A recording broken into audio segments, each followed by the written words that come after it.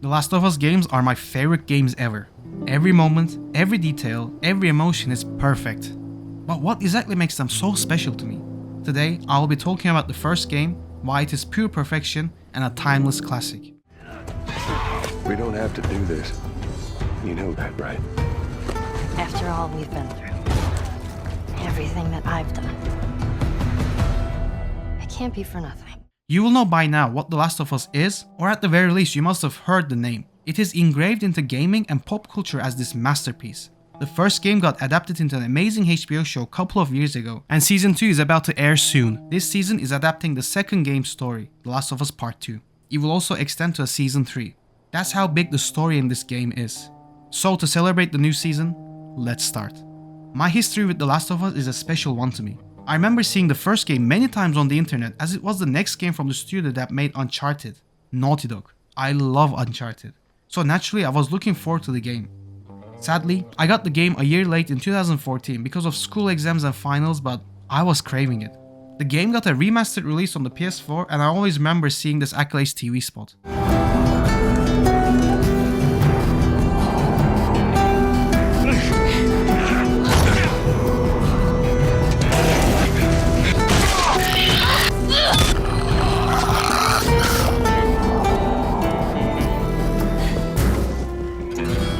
But I didn't get the PS4 until 2015, so I got the PS3 version. I still have my original 2013 PS3 copy of this game with a signature from the legendary Troy Baker. I decided to play it after having an argument with my mom. That was a big mistake because after playing 2 hours, I was bored and not into this game at all. It was devastating for me because I really wanted to love this game and I was looking forward to it so much. But I tried it a couple of days later when I was in a better mood and man, it blew my mind. I finished it after 3 days and my world changed. I couldn't believe a video game could tell a story that is better than most of the Hollywood films. That's when I realized I witnessed something special. Developed by Naughty Dog and published by PlayStation, The Last of Us is a survival game that is set in a post-apocalyptic world where it has been infected with the cordyceps fungi. The attention to detail in this game is just one of the best in the industry and it shows in its gameplay. I love playing this game, but not just for the story but for the gameplay too. It is so well crafted, so well made, and it immerses you into this world. Let's dive deep into The Last of Us.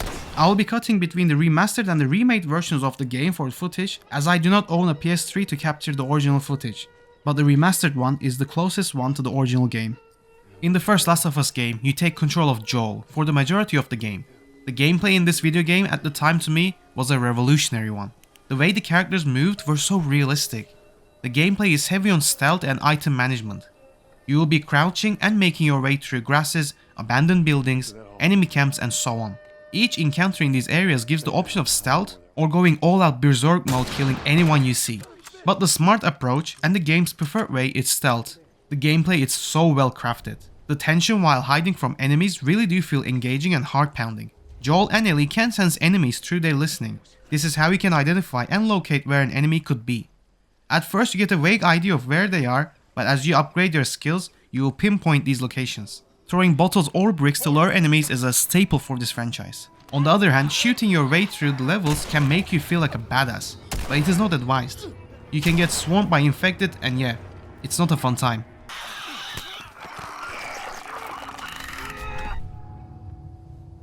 The shooting does feel amazing. The realism and the recoil the shooting mechanics has makes this game even better. The sound design of the shooting was a highlight for me. Because it's a survival game, finding ammo can be scarce, so it should be used smartly. Crafting on the go makes this game flow so smoothly as you go in and out of action without going into a menu. Things like this is what makes this game have one of the best attention details I've ever seen. The crafting gun weapon table was bare bones in the original, but it got amazing and elevated in higher detail in Part 1 remake as you can see your character actually cleaning and tweaking weapons. You will be fighting your way through people and infected clickers. Clickers are the franchise staple enemies, but they are not the real monsters. This game shows how cruel and evil people can be in desperate situations and how they use their power in these situations to their advantage. The gameplay in the Part 1 remake is just even better as it brought everything closer to Part 2's game-changing gameplay. The gameplay, like I said, is brilliant. So how is the story and the characters? Let me tell you, they are even better. The Last of Us is a gripping, emotional journey set in a post-apocalyptic world overrun by deadly fungal infection. The story follows Joel, a hardened survivor who has lost everything, and Ellie, a 14-year-old girl who is immune to the infection. 20 years after the outbreak, and one of the most devastating things in gaming, Joel is tasked with smuggling Ellie across the country to a rebel group called the Fireflies, who believe her immunity could lead to a cure. This is the basic gist of the game, but it is more than that. The opening of this game made me cry 5 times. Once on PS3, twice on the PS4, once on PS5, and the last time was on the HBO show. Joel losing his daughter is the start of this dark path the character and the story goes on. It sets the tone and shows how ruthless this world is. Cut to 20 years later, there's a glimpse of hope, the light at the end of the tunnel for Joel after he meets Ellie. The fatherhood he tried to bury within himself naturally came out, and we got one of the best duo dynamics any characters have had in video games ever. The things those two go through was absolutely devastating, yet a joy to play and witness. I saw their chemistry grow over 4 seasons. What makes Last of Us so good is the writing. The game proved you can make a really simple story very effective if you have a good script and characters. The ending of the game with Joel killing everyone to save Ellie and his false promise has me at the edge of my seat every time I play it. The story in this game is so meticulously crafted, so well written that it captivated me and made me like every character I met.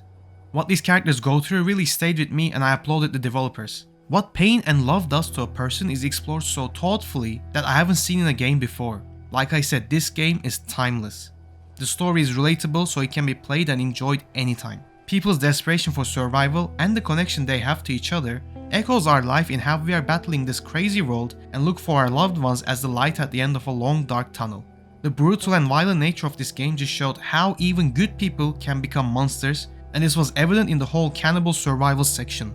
That part of the game is really a low for our characters and just showed how cruel and twisted people can become. The ending of the game with Joel promising to Ellie at the time for me was a devastating and a bittersweet moment. I went back and forth whether he lied or not and came into the conclusion of that he simply lied, which is what happened, but the game makes you understand why he would lie to her. The journey these two characters go through made Joel's decision even more relatable. I remember when the game ended, I was in a limbo. I didn't know how to function. I was like,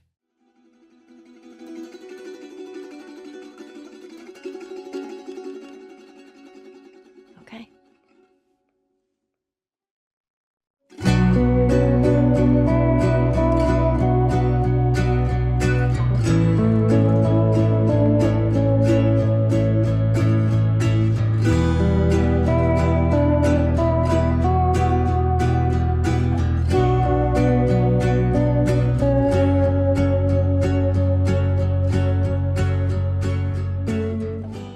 all I was thinking about for the next month was Last of Us. Luckily I had friends who played it as well, so I could talk, but that was it.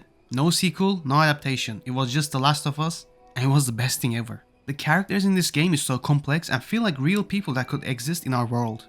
Joel, portrayed by the great Troy Baker, is one of my favorite gaming characters ever. He feels like a real person. Not a hero in a heroic and charismatic way, but a person who believes what he's doing is for the better. His love and care towards Ellie grows as the story progresses, and the character development he goes through from being a person who didn't trust anyone to looking like he has found peace by the end was truly amazing to see. Joel is the best character to lead this story. Ellie, portrayed by Ashley Johnson, is the heart of this game. Her attitude towards other characters is her defense mechanism, but like Joel, it felt real. Despite growing up in a brutal world, she maintains a sense of humor, curiosity, and fierce loyalty to her loved ones. Her evolving bond with Joel throughout the story adds more emotional weight and shows her vulnerability and strength. Her immunity to the infection lingers in the background, but this point never defines her as a character and shows how three-dimensional she is. Ellie's courage and determination makes her not just a survivor, but a symbol of hope in a world that's lost so much. Joel and Ellie complement each other, and they will forever be a legendary duo in gaming. The rest of the cast is equally great. Tommy is Joel's younger brother and a former Firefly. He is the driving force for Joel as he is trying to find his brother. He represents a more hopeful, community-driven way of living. His efforts of building a stable life with his wife Maria shows what rebuilding society is possible, contrasting Joel's hardened approach to survival. Tess is Joel's partner who plays a key role early in the game. She's smart and willing to do whatever it takes to survive. Her belief in Ellie, the way it can change the world, and her final sacrifice showed her deeper desire for meaning in a world full of loss. Sarah is Joel's daughter, and although her time in the game is brief, she leaves a lasting impact. Her tragic death at the start of the story shapes Joel's entire character, making him emotionally closed off and deeply protective of Ellie. Sarah represents the life and love Joel lost, setting the emotional tone for the rest of the game. Marlene is the leader of the Fireflies and a close friend of Ellie's mother. She believes in a cause bigger than herself, finding a cure for the infection. Her character can be seen torn between personal attachment and duty, and her final choices show how far she is willing to go for what she thinks is the greater good, a decision that plays with Ellie's life. On the way, we encounter more characters that show different perspectives on how people survive. Bill is a paranoid, lone survivor who helps Joel and Ellie. Despite his rough attitude and booby-trapped town, he shows hints of vulnerability, especially through the story of his former deceased partner Frank. Bill's character highlights the loneliness and emotional toll of survival. His episode with Frank in the HBO TV show really elevated the character and made him have more depth. It is one of the changes that was done better in the TV show. Henry and Sam's story was devastating for me. They are both brothers trying to survive, much like Joel and Ellie. Henry is protective and cautious, while Sam is curious and quiet. Their tragic story is one of the most emotional parts of the game, showing how fragile hope can be and how harsh the world has become. David is one of the most unsettling characters in this game. At first, he appears as calm and helpful, but he's revealed to be manipulative and dangerous. You remember I mentioned cannibals? Yeah, David is the leader of those survivors.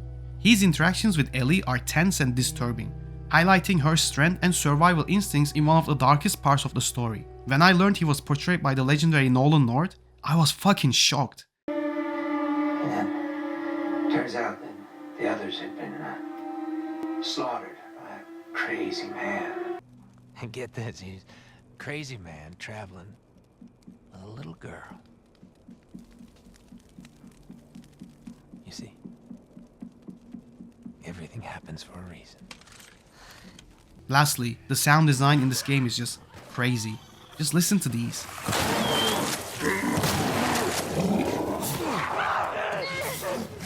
I literally don't have any negatives for this game. The only nitpick would be that the AI is kinda dumb in the original game, but they fixed it for the Part 1 remake. Overall, The Last of Us is an excellent game, whichever or wherever you play it in.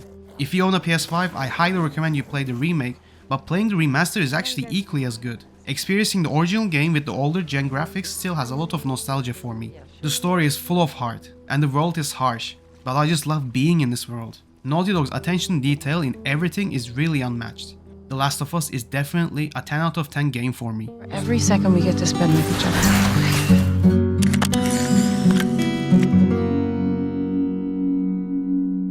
The Last of Us Left Behind was developed by Naughty Dog and released in 2014 on the PS3 as a DLC after the critical and commercial success of the main game. When I was finished with The Last of Us, I was in a limbo. I didn't know how to function, all I was thinking about was the game. But then I saw a glimmer of light, a hope, and that was the Left Behind DLC. By the time I picked up the game, the DLC was already out, so it was ready for me to play and I went straight into the game. The Last of Us Left Behind isn't just a DLC, it's an essential, emotionally rich piece of storytelling that deepens the entire Last of Us universe. It goes beyond filling in gaps, it expands character development, explores love and identity, and reinforces the emotional weight of the main story. I will show gameplay footages from the remastered and the remade versions of the game, as I do not own a PS3 to capture the original footage. Without further ado, let's start. The amazing gameplay from the main game carries over to Left Behind. This time around, the game starts and revolves around Ellie. Ellie feels very different to play compared to Joel, and that difference is intentional. Naughty Dog didn't just swap character models, they designed Ellie's gameplay to reflect who she is. A smaller, quicker, and more vulnerable survivor who relies more on agility than brute force. We got a tease of her playstyle with a small section in the main game. Once again, you sneak around places, hide from enemies, shoot them down, and as always, throw bottles or bricks to lure enemies. What makes Left Behind gameplay so unique is that Ellie feels more vulnerable. Joel is a seasoned, more powerful character who is capable of overpowering enemies in melee and taking more hits, but when you play as Ellie, you immediately feel how different it is. She can't just go berserk mode and slay her way through enemies like Joel. Combat is riskier, mistakes seem to be punished harder, and you're encouraged to avoid direct confrontation whenever possible. Also, Left Behind emphasizes stealth even more than the main game, often forcing you to survive with limited resources, making every decision feel high stakes. Luckily, Ellie is quicker than Joel. She moves more lightly and can get in and out of places with more finesse. This plays into her physical build. She can move around quicker, squeeze through tight spaces, and slip past enemies in ways Joel couldn't. I love Ellie's gameplay mechanics. It is one of the first times that I felt that I was playing as a character that actually felt like a teenager. This is definitely an appetizer for what's to come in part 2. Playing as Ellie carries a different emotional weight. With Joel, you're carrying the burden of past mistakes and trying to protect someone. As Ellie, you're desperate, alone, and trying to survive. You feel her fear and her fierce determination. The changes in playstyle make this game much more interesting to me. For the enemies, humans and infected are back. Pitting them against each other was super fun.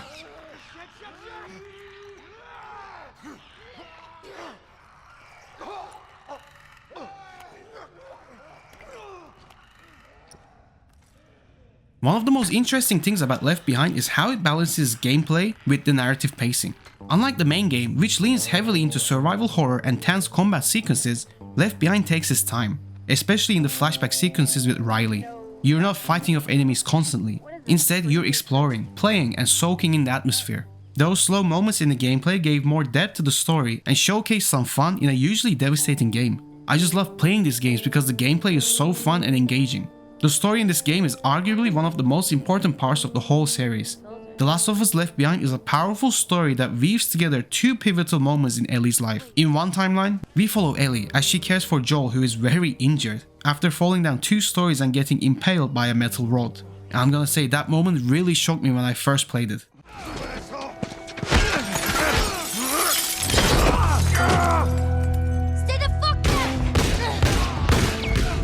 And most of the story, Ellie is seen scavenging for medical supplies in a dangerous and abandoned mall. In the other, when she shares a heartfelt, bittersweet night with her best friend Riley, who has just returned after joining the Fireflies. The two explore a shopping mall while having fun and reconnecting. These two timelines reflect and mirror each other. In the present time, Ellie searches the mall for supplies to keep Joel alive, but the flashback one is Ellie reconnecting with Riley and trying to keep their friendship alive.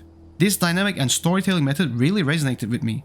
The whole story gave more context to Ellie as a character and made me appreciate her more after seeing her backstory. In the main game, Ellie is already a strong and complex character, but Left Behind peels back more layers. We see her vulnerabilities, her innocence, and her true emotions in ways the main game only hints at. Her relationship with Riley, full of tension, joy, and ultimately heartbreaking, adds a lot of weight to the choices she makes later in the story.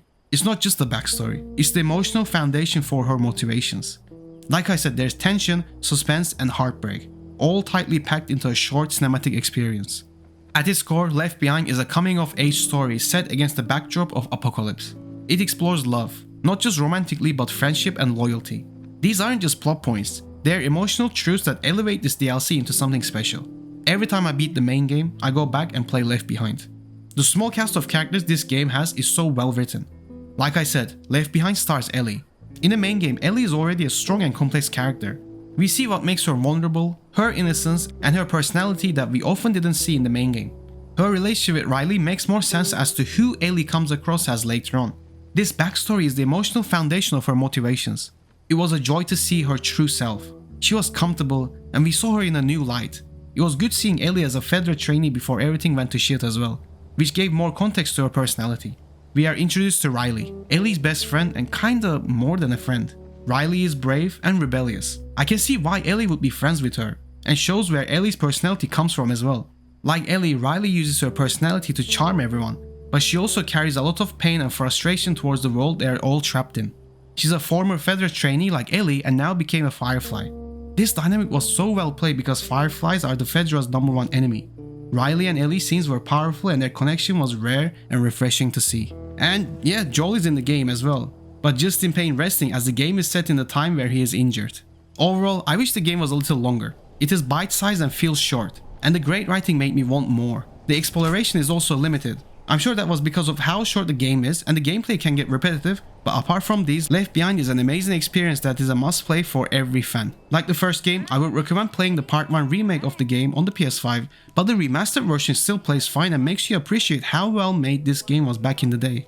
At the time, this was the only content we had after beating the main game, and that's why I will always cherish this story. It made me love Ellie as a character even more. The Last of Us Left Behind is a solid 9 out of 10.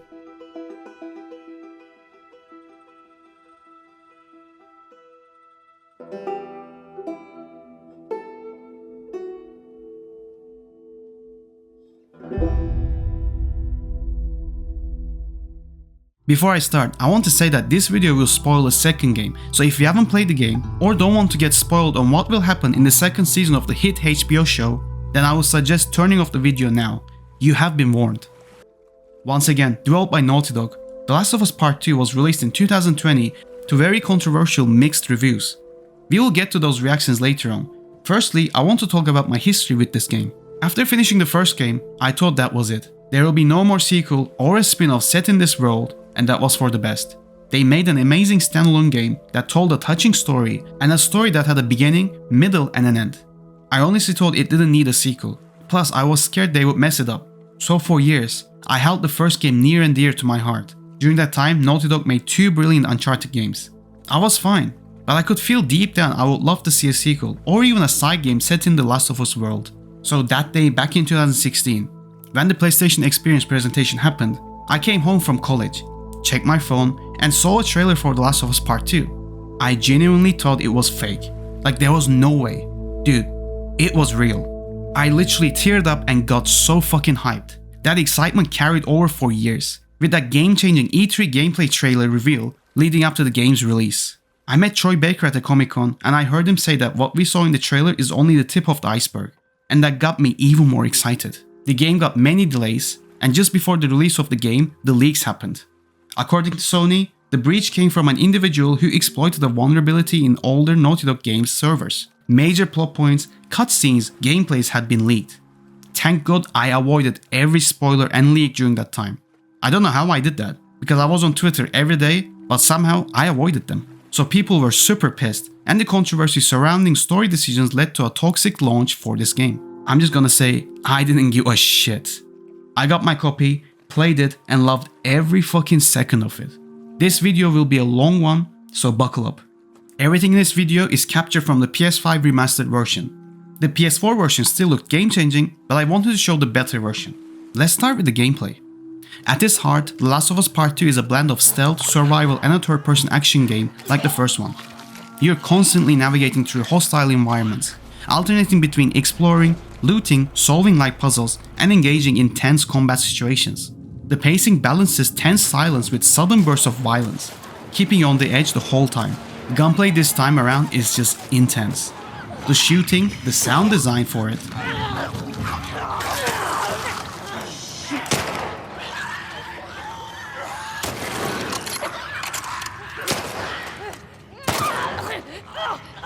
and the whole experience has been elevated, making this game one of the best games to play. Stealth is more advanced than the first game. You play as Ellie and a new character called Abby in this game. Both of them can go prone now, and it was a game changer because it gave moments like this. How would she get down there? Crawling through grass, under vehicle, and even squeezing through tight gaps to reposition or hide just expanded what The Last of Us gameplay could be. The gunplay is better than ever. Every shot feels so impactful and satisfying. The body parts being dismembered was crazy to see. This game is so graphic and it shows in its hand-to-hand combat as well. Ellie is built smaller, so she uses her knife to attack and dodge. You heard that right. You can dodge now, and man, like everything else, it feels amazing. Abby on the other hand uses brute force with her fists. Ending enemies after beating the shit out of them was so cool. You also get other weapons like a pipe or a hammer. Those were super effective as well. Upgrading your gun on the tool bench was super detailed and I was in awe every time I saw these animations. In this game, sound matters a lot, as enemies react to broken glass, footsteps and gunfire. The AI in this game is way better than the first game and I love that. The enemies are more aggressive and reactive. If they spot a fallen comrade, they'll search harder or hunt you with molotovs and dogs. Like always, you can use distractions like bottles and bricks to lure enemies or create openings. Crafting system returns as always and you can build medkits, silencers, molotovs, traps, arrows and more from scavenged parts. It's much more detailed compared to the first game. So every part is worth searching for. Skill trees let you upgrade Ellie or Abby in categories like stealth, health or crafting speed. But you can't unlock everything in one playthrough, so your choices really does matter. For the enemies, you fight both humans and infected as always and they feel very different. In humans, we have WLF soldiers who are organized and use military tactics. Seraphites, or scars, are silent and use whistles to communicate. The first time I heard that whistle, I shat my pants.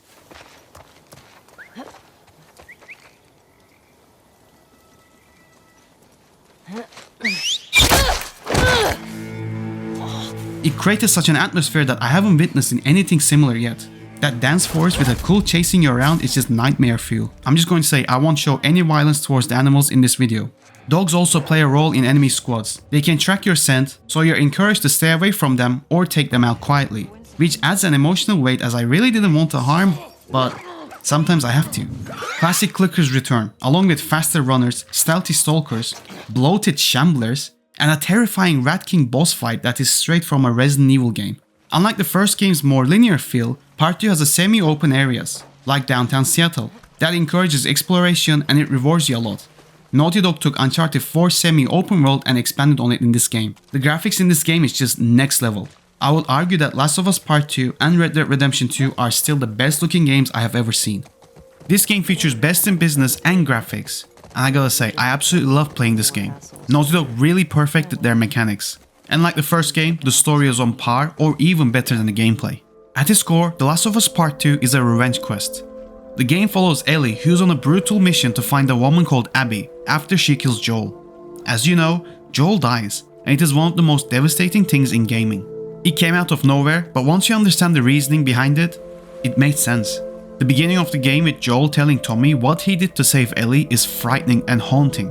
It gave me chills because you can clearly see he knows what he has done is wrong, but he doesn't regret it at all.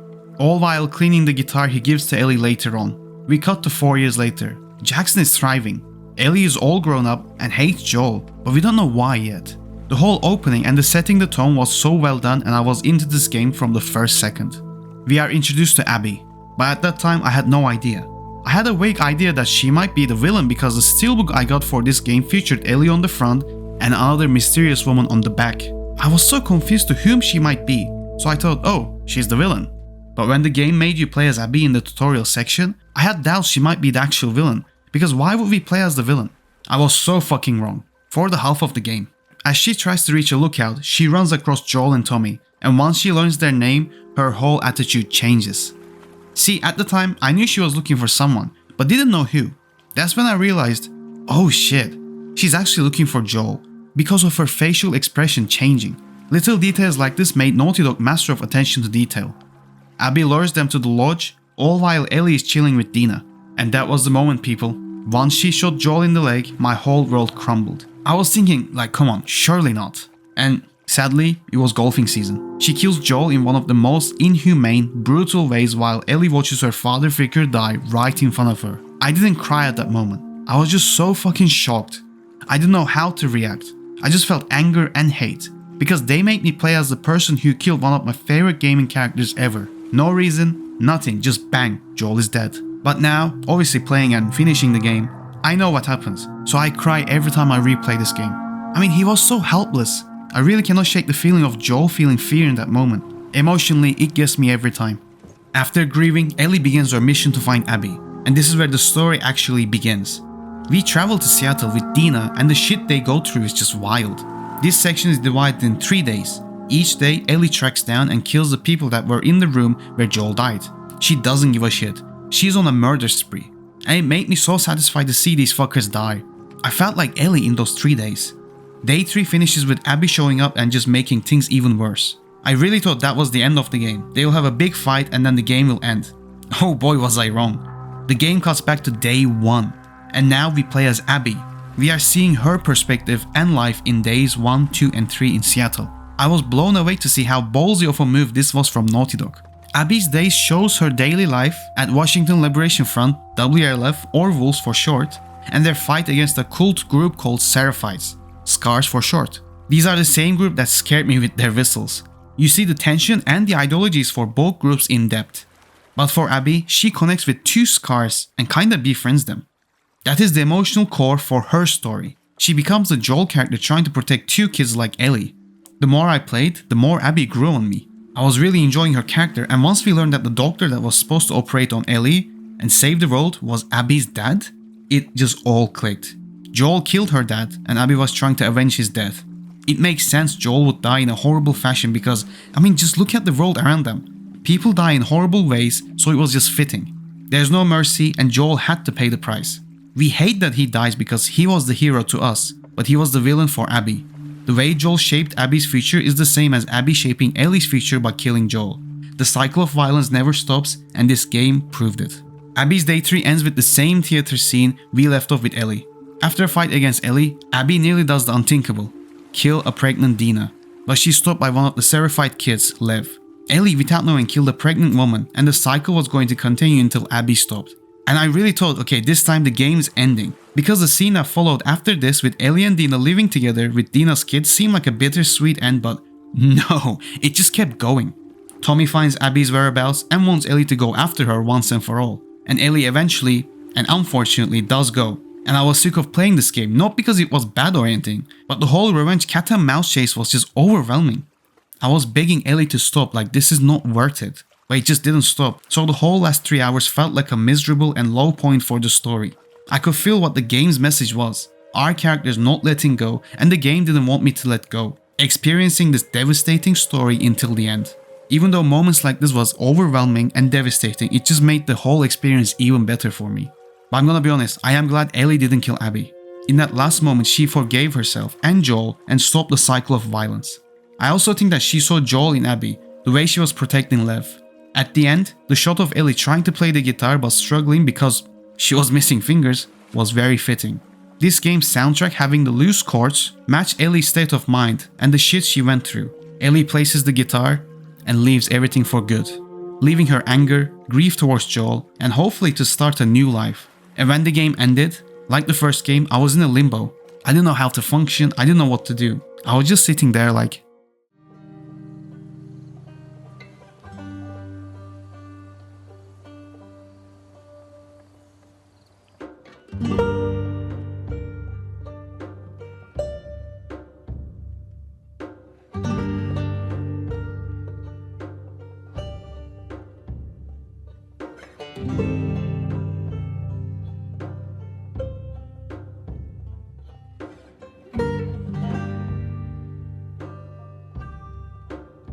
I adore this story and I will defend it forever. What pain does to a person is explored so well that I haven't seen in any medium explore these themes this well. Every actor and voice actor does an incredible job bringing these characters to life. And let's talk about these characters. Ellie is the protagonist, and in this game she's fierce, more violent and determined. She is consumed by grief and driven by a desire for revenge, which really tests her morals and identity. I was rooting for her until she killed Mel, and then I knew, okay, this is going too far now. The cycle of violence seemed like it would never end. The limited role Joel had was great. It was so bittersweet, but I understood why he would die.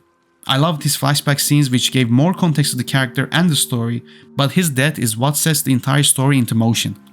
Abby, our second main protagonist, is a powerful and complex person. Her journey challenges her understanding of justice and redemption. Like I said before, I hated her, and then we start to play as her, I just couldn't believe what I was witnessing. The murderer of one of my favorite characters is now the playable character? Oh come on man, like stop with the bullshit, but I grew to like her a lot and cared for her by the end of the story. The moment I knew I liked her was when she was walking between the buildings and her vertigo kicked in. It humanized her and made her a three-dimensional character. I understood why she did what she had to do. Dina is Ellie's loyal partner. She's caring, brave, and provides emotional support while dealing with her own responsibilities. I really enjoyed her tender moments with Ellie a lot. It calmed everything. Plus, her being pregnant with Jesse's kid brought more tension to an already tension-filled game. Talking about Jesse, he is Dina's ex, but he's dependable and a selfless friend. Jesse tracks down Ellie so he can help her. He was a good sport and made me actually feel more calm having him around, but his unfortunate death shocked me so much.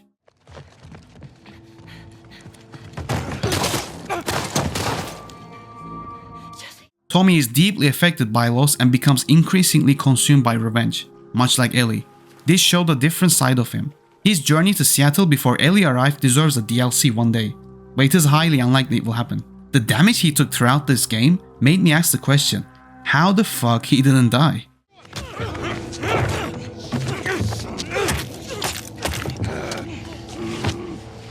Wasted it.